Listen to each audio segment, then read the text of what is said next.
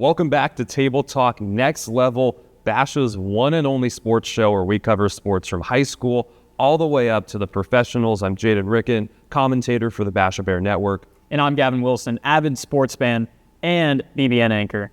He's very good at what he does. He loves sports. We're glad to have you all tuning in for episode 3. And Gavin, we're coming off of the divisional round of the NFL playoffs. But before we get into it, I think we got to do something first. Unfortunately, we do. Let's do it.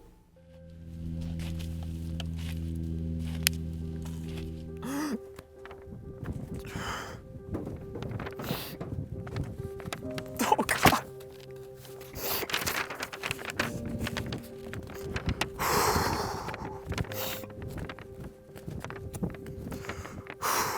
We gather here today to honor the Detroit Lions and their 2024-2025 season. It was a tumultuous one. High ups, low downs, losing their defense, Jared Goff choking in the playoffs. Oh, Aiden Hutchinson.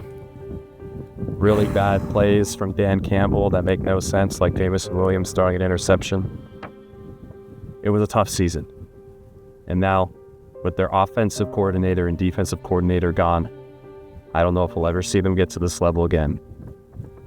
The Lions have been a tough team to be a fan of, and I don't know if fans are going to get another chance. And with that, I think we should lay the Lions to rest. I'm sorry, Jared Goff. I can't. Go. Just oh, man.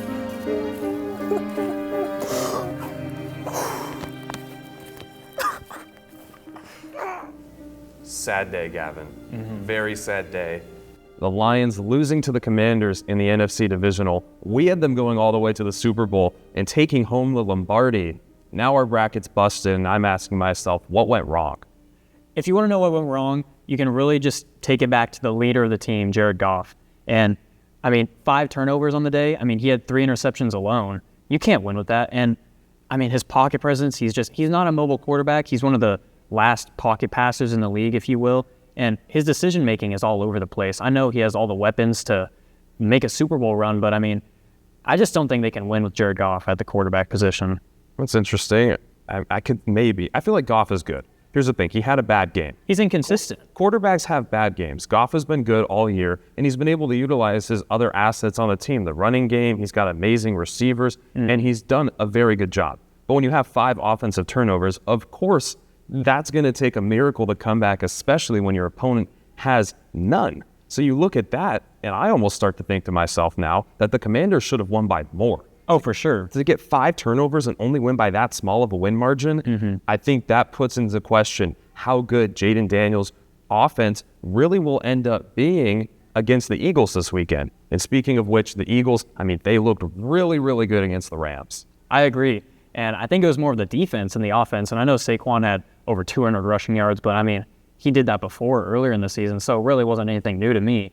I want to focus more on this defense. This defense, although injured from the first week, I think they played lights out amazing. And I know they only won by a margin of 6 or so, but they still looked really good. They have a young defense with Jalen Carter, Quinion Mitchell, and even Jordan Davis getting in there on the rotation. So I just really think this Philadelphia defense is really going to be able to just shut down the Commanders. And the Commanders are good, but Jayden Daniels is a rookie at the end of the day. And although that shouldn't mean that he's going to be bad by any means, I just think this offense is very inconsistent. I think that Hurts might need to improve a lot in this matchup this weekend. I think you look at somebody like Saquon Barkley, who's so good, and you're going to have to really, you can't let him carry the entire team on his back. The backwards hurdle, everything he's done all season, he's amazing. But it's time for Hurts to step up. The last time we saw him in a deep playoff run, that Super Bowl against Kansas City, he was good, but it was a little questionable. I think now the Eagles are more dangerous, and I think it really will come down to Hurts. Everybody else on the team, top of their game. It'll come down to the QB, though. And a lot of people want to shift blame over to A.J. Brown. Oh, he's not playing well, maybe 1-2 catches a game. They're winning games, and Hurts is throwing for 150 yards. Quarterbacks don't do that. Teams don't do that. It was interesting. But as we move over to the AFC, Chiefs, Texans, We called that. Chiefs beating the Texans. I think everyone called that. Originally, we had the Chargers beating the Texans, and then the Texans upset them. But this one, I don't think it was ever going to be close. I think Mahomes is still just too good. The magician is magic. He's got his little wand, and boom, he flicks it. I'd say dark magic, maybe. Magic. The way they end up winning these games. Look at Travis Kelce. He had such an amazing week. Yeah. And he continues to build his resume for being one of the greatest tight ends of all time, if not the greatest, if you really want to go that far. I'll go one of the greatest. You know, I mean, you have Tony Gonzalez, you have Rob Gronkowski.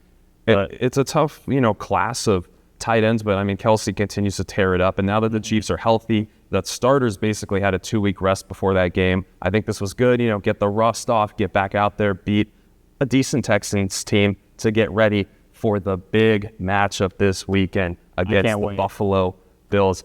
And that Ravens game, oh my God. It was a thriller, honestly, at the end of the game. For most of the game, the Ravens looked kind of dead in the water. It's kind of getting away from them. But I mean, when you have 3 turnovers on offense, I feel like you don't really have a chance at winning that game. And I would say this, I feel like Josh Allen didn't even play to the best visibility in that game. It was a mixed bag from Allen, and I think the Ravens had such a chance, and that's what's so difficult, because we had originally picked the Bills, but in my mind, and I went and told people after the show, I'm like, we picked the Bills, but I secretly picked the Ravens. So what? I kind of lied. You went behind my back. I secretly picked the Ravens. Wow. But Lamar in that first half really wasn't that great. He struggled. And then Mark Andrews at the end of the game. The fumble in the fourth. I think everyone knows now. That was detrimental. But then you get a chance after that fumble. All right, I messed up. Big moment. The lights were too bright. Now's my chance. And you don't catch that 2-point conversion. Story of the Ravens franchise. That was really brutal. And I loved seeing all the clips on Twitter of him running the same play against the Steelers earlier in the season. And he dropped the same ball. That's so tough, because I've been in situations like that, not necessarily football, but big moments there, and you mess up. And you're that close. You're that close, and you feel bad. And then usually you learn from that.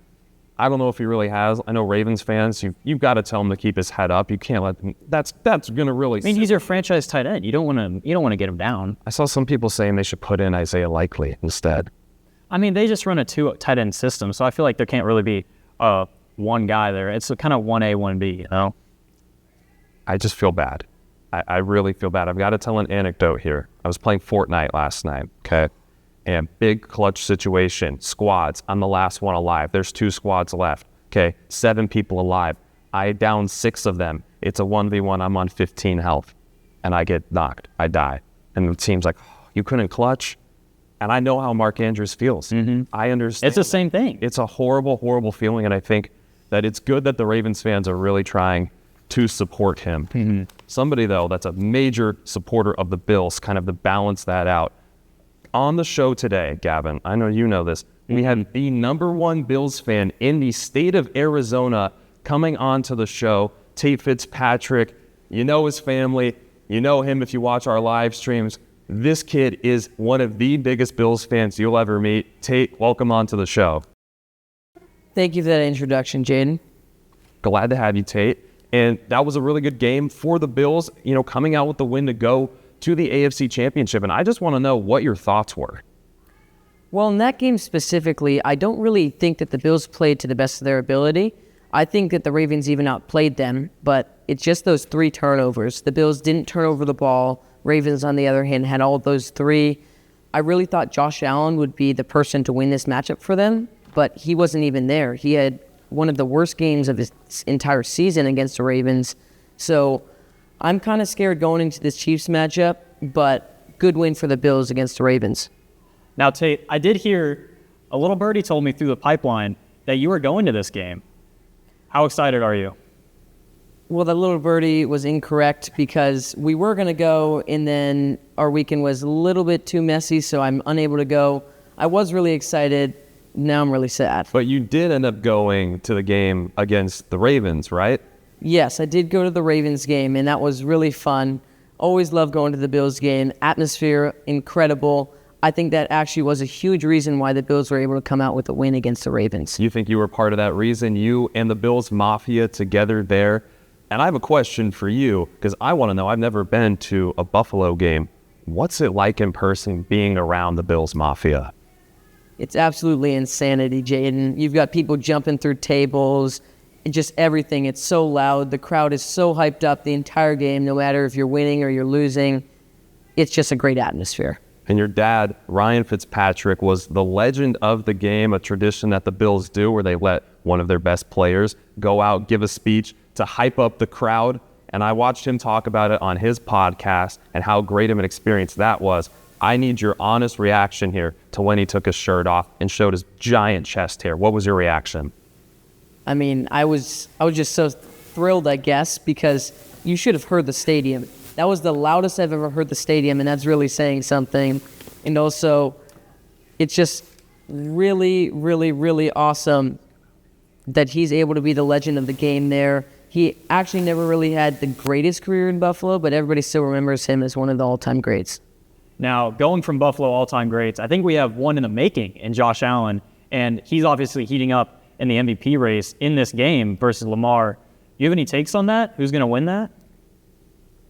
I'm unsure what the selection committee would say, but in my opinion... What do you think? Bills fan. What do you think, Tate? I don't care what the selection committee thinks. I want to know what the number one Bills fan in Arizona thinks about the MVP race. It's 100% Josh Allen. That's 100%. 100%. That's what I like to hear. Yes, Lamar has better stats. Yes, Lamar has better stats, but you look at everything else. Lamar has 9 Pro Bowl players on his team. Josh Allen only has 2. Oh, come on. Lamar had all of the counting Pro Bowls expectation. now? The Ravens had all of the expectation coming into the season. The Bills, some people were saying they wouldn't even make the playoffs, and here they are in the AFC Championship. I've got a question for you then, Tate. If Josh Allen didn't show up to this game against the Ravens and he has no good assets around him, how do the Bills end up winning? Their defense played well, and Lamar didn't play well. The defense wasn't good. I thought they weren't supposed to play well. They're not Pro Bowlers. I'm not saying that if you're not a Pro Bowler, you're bad. I'm saying that Josh Allen has a much worse team around him. And yes, I love everyone on that team. But let me ask you this, Jayden. Okay. Before the season started, did you know a single one of the names of the Buffalo receivers? Dalton Kincaid. That's a tight end. That's basically a receiver. That's a tight end. Your question Exactly, Jayden. Your question was way Exactly. No, I understood it. I think you're just a casual. Exactly. The MVP is Lamar Jackson. It's not even close to me. There's nobody as dominant as him in the league. Who dominated that game? Lamar. Over Allen? What can Lamar do? He's Neither driving of the down there. quarterbacks dominated in that game. Mark Andrews fumbles. Then you get to a 2-point conversion. Lamar says, I'm putting the team on my back. You know who else fumbled? I'm putting the team on my back. Watch me. He marches downfield with ease, sets them up beautifully, gonna tie the game. He puts the ball in the breadbasket. What more do you want? But then you give Josh Allen a minute 30 to go down there and score. Maybe if Lamar didn't throw an interception and fumble earlier in the game, maybe they wouldn't have been in that position. Okay, but Josh Allen also didn't play well. And you can't even, I know we said we're not mentioning the committees. However, they don't even look at the playoff games in the MVP race. You only look at the regular season. They're gonna look at this. Come on. They can't. They have to. They will. They will use these games as a reason to decide the MVP. They can't. They're not allowed. And I think that Lamar, if you only go by the regular season, was just the best quarterback around. Joe Burrow was better. No. Yeah. Yes. No. Tate, thoughts? If you're looking at stats, Joe Burrow is the best quarterback in the NFL. Boom. Is he better than Josh Allen? If you're looking at stats, yes. If you're looking at who can carry a team, it's going to be Josh Allen or Lamar Jackson. One of those two.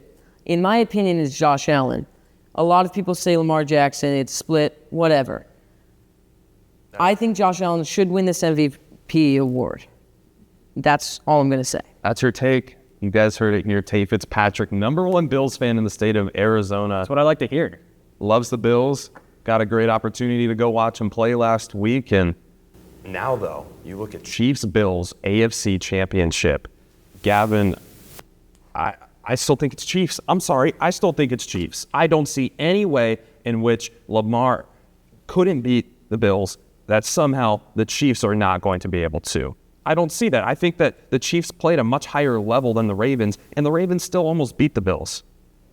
I mean, when you're playing a Texans team that's going to give up 8 sacks, it's kind of hard to lose that game. I mean, you're getting 8 sacks. So, I mean, the Chiefs obviously are going to win. The Texans also had a missed field goal, it was a missed extra point and a blocked field goal to end the game. So, I mean, of course the Chiefs are going to win that one. I don't think the Chiefs played to the best of their ability. I think Mahomes It's kind of been the story of the entire season. Mahomes has just kind of been until the playoffs. You're looking at the story. He didn't even play that well. You're looking at the story of the entire season. Here's a little bit on the timeline. I'm looking at the story of his entire career. When he hits the postseason, boom, nobody can stop him. He didn't. He didn't. He didn't play that well. It's the Texans. He didn't need to. You don't have to. You got to conserve your energy. If you're running a marathon, do you sprint the first minute and then jog the next hour? No. He's been walking the marathon since week 1.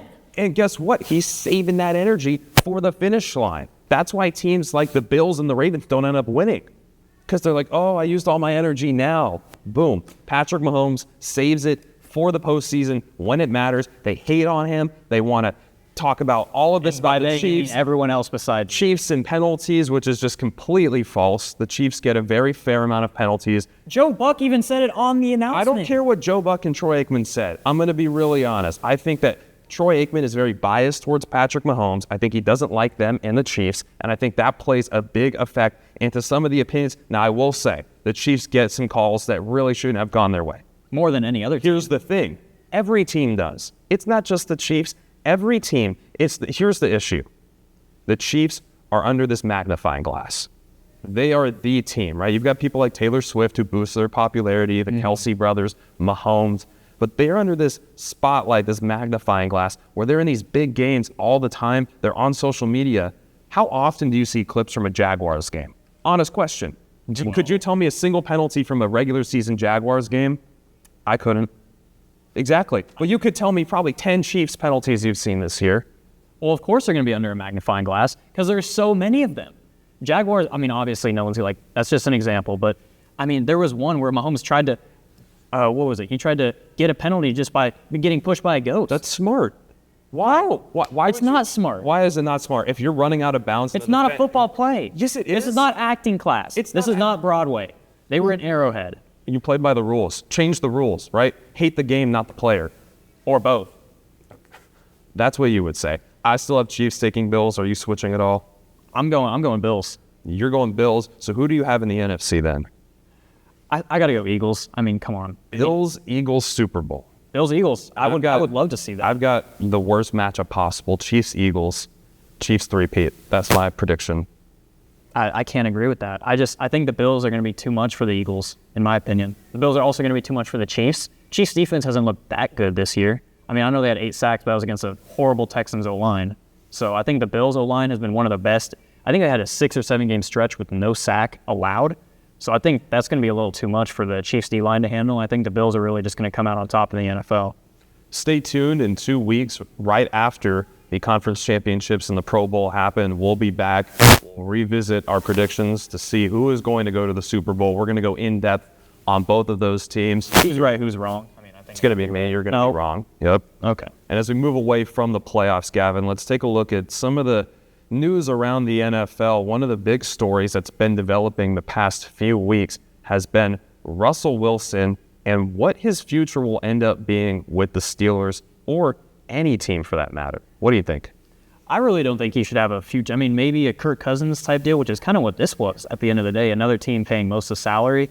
But I think what's going to happen is he's going to go to some team like the Jets maybe. Aaron Rodgers might retire. I think that's what's most likely. And then maybe just on a small little deal because he didn't play that well this year to deserve a new contract. So I think he's going to go to a team like that. Maybe the Raiders that are really quarterback needy. If they don't go and draft one, maybe just a bridge guy, which I think is what Russell Wilson has become now at this point in his career. So you don't foresee the Steelers sticking with him? I mean, what do they have? Justin Fields? He wasn't that much better. He led them to a 4-2 record, and then they just threw Russell Wilson in. Russell Wilson was doing good until December, and then January. Good is an overstatement. He was mediocre. Come on, he was good.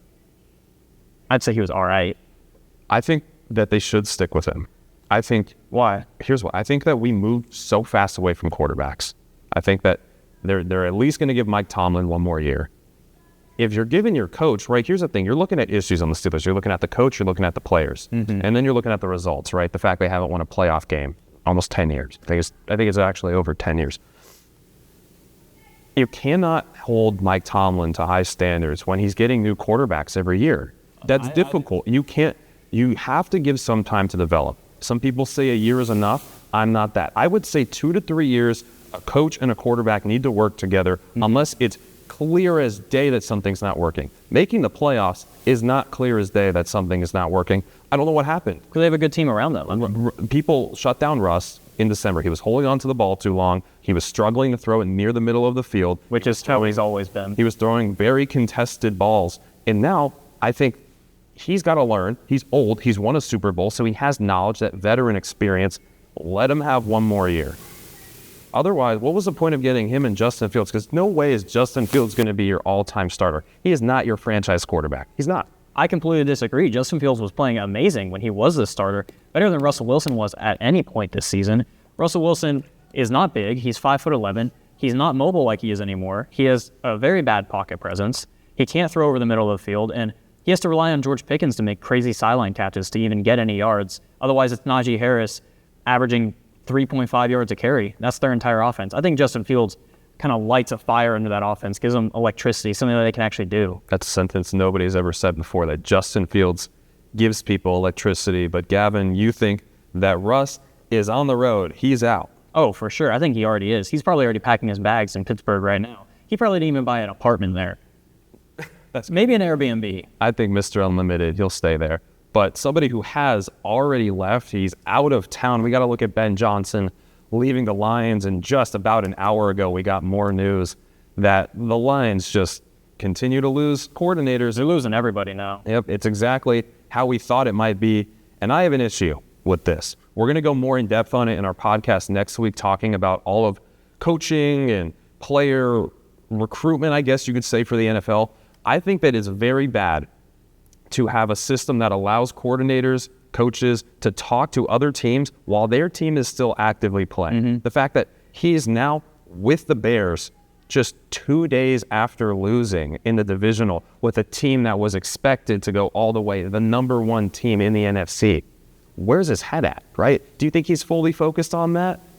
It kind of makes you think that that's kind of one of the reasons that they weren't all in the game. That's kind of how it seemed for the Lions, that they were kind of out of it, maybe focused on something else. And I know we talked about losing all their coordinators. I mean, obviously Ben Johnson to the Chicago Bears, but their defensive coordinator, Aaron Glenn, is going to the New York Jets too. So, yep. I mean, it kind of makes you feel like less than a week after, you're losing both your coordinators. And they were doing interviews before, and so they're thinking about that, and they're starting to build, their coaches there, wherever their destination may be. Now we know it's the Bears and the Jets.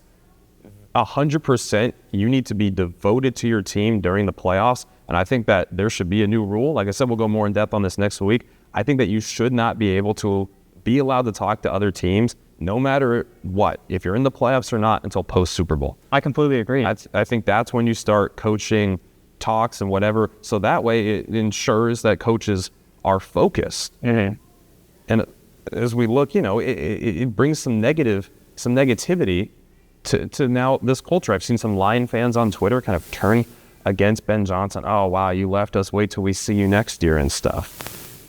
I don't think it's good for anybody unless it's good for starting beef. I think that's what it's for. Or unless you think this is going to start something new for the Bears. I think so. I mean, I think getting Ben Johnson in there for a young quarterback like Caleb Williams is going to be way better than anything Matt Eberflus ever could have done. I mean, I thought he was a nut job going straight into that job. I thought he was a horrible head coach. He had no idea how to run an offense or defense.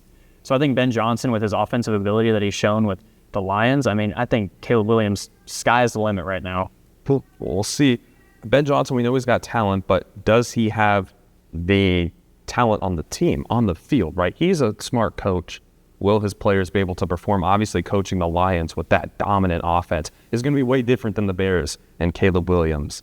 I'm interested to see. And finally, next weekend, we have the Pro Bowl. This is the third year of flag football in the Pro Bowl. And Gavin, I'm still not sold on it. You're not? You don't like watching flag football? No. Not even. Because me either. Yeah. I was making sure. It's weird. Okay, let me say this. I understand getting rid of tackle. I understand players not wanting to get injured. I understand that the popularity of the game, it didn't feel like there was a lot of rivalry, right? It didn't feel like people cared that much. Obviously, the skills tournament, everything that goes on beforehand, the dodgeball, people love that stuff. I would watch that stuff. It's fun to watch. I mean, come on. I like seeing Saquon catch a dodgeball from Kirk Cousins. But when it came to the game, it was like, okay, nobody's really playing defense. Nobody's making hard hits. And so that's why they've now switched it to flag. But it's still the same issue. We watch the NFL for the big hits, for the big plays, the aggressive rivalries. I don't care about the Pro Bowl if it's like, here, oh, I pulled your flag, I got it. And there's some cool things they can do, right? You can run different types of plays. You're more athletic, not in pads and a helmet, right? You can get a higher vertical and stuff. But it's not cool. I mean, the game doesn't mean anything. I just don't like it. I really just don't like it. I don't think it's entertaining. I don't think that it fits the NFL. The fact that the Pro Bowl is a flag game for the NFL. Could you imagine if the NBA's All-Star game was like on like a little Tykes hoop, like a 3-foot tall hoop that they could all dunk? Nobody would watch that. You're numbing down the Pro Bowl to the point where it was already not watched that much, to now it's not watched even more. And the only one that I've really, really watched in recent years was when it was the COVID year, and instead of being in person, they played it on Madden. And I thought that's great. Now you can't. Oh, that was funny to watch, especially with guys like Kyler Murray who have the agenda of video game players. But that one was fun to watch, I will agree. Horrible microphones, and half of them don't know what they're doing. It was fun. They set it up at home. And it was unique. I just don't know if the game, I don't like flag. I honestly, it really needs to be reworked again. I agree. And I think, honestly, the way to go about this is to kind of do what all the other sports leagues have done, like the NBA, MLB, kind of have a break mid-season. I mean, if they're already thinking about adding another week, maybe 18 weeks, maybe put it at the 9-10 week mark. And then maybe that'll actually make the game mean something. Maybe that team gets the home field advantage in the Super Bowl. I think when you have a tough competitive league like the NFL where it's all about hits, things of that nature, you have to have a game with the same thing. That's part of the reason that the All-Star game is also slightly failing, and it's you have these stars who you like the competitiveness, right? Good defense, good shots, and it's I'm not doing it. It scores like it's a 200-point, 3-point competition. Like I'm seeing dudes shoot it from the half court line. I'm done with the Pro Bowl. That's my take. I'm done. I'm out. I don't think it works. I think it's time for it to go. I haven't watched it in 3 years, and honestly, it's been the best 3 years of my life. That's all we have today for NFL news. An interesting week as the playoffs took a turn for the Lions. The Commanders looking up against the Eagles, and now the Pro Bowl in shambles. What's going to happen with that? It's been in shambles, nothing new. Stay tuned. Up next, we have our Basha Sports. Lowe's knows you never come in for just one thing. So we've got to know a lot of things about a lot of things. Like what makes your lawn thrive, the paint that adds color in one coat, and the dishwasher that handles all the dirty work. You got this, and we got you. Lowe's knows your spring projects are adding up, so we're keeping prices down. You can get everything you need for less. Finish the season strong, inside and out. And with the MyLowe's Rewards credit card, you can save 5% every day. Hurry and shop spring deals now at Lowe's. Let's get to work. Lowe's knows to win at home, you need the best coaching. I got this. Center slot and twist. You're the MVP of sinks. What? Now take it to the house. I will. That's where I live. You got this. We got you. Welcome back to Table Talk Next Level. Gavin, as we get into our Basha Sports here at Basha High School, boys basketball took on crosstown rival the Chandler Wolves last night.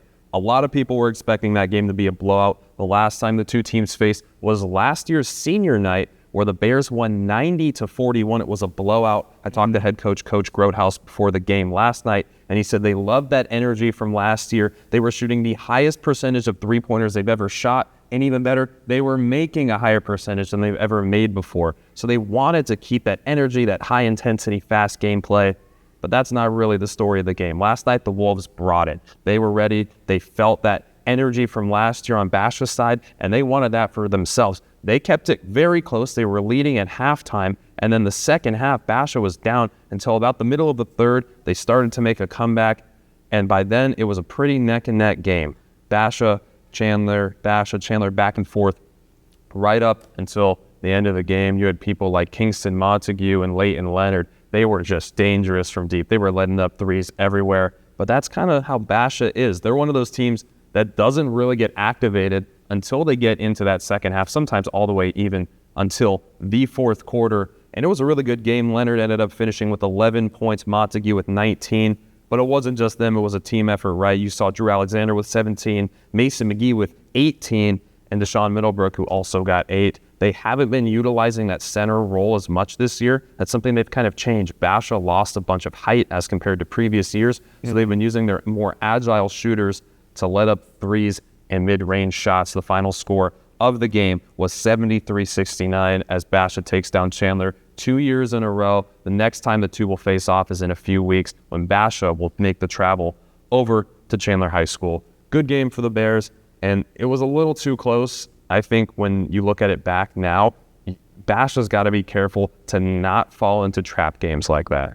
And, I mean, like you were saying about getting started in the second half, I think that definitely could lose some games against really good teams and even teams that normally they aren't even competitive with. I mean, going off the 50-point blowout last year to winning by 4 points this year, I mean, if they are getting started until maybe the middle of the third quarter, maybe even start of the fourth quarter, they could be down by a lot more than they were in this game. Mm-hmm. For that, and Basha Wrestling, they're also off to a hot start this year. They were just at a tournament over the weekend, the Doc Wright 60th Invitational. They took home some awards there in Basha Wrestling.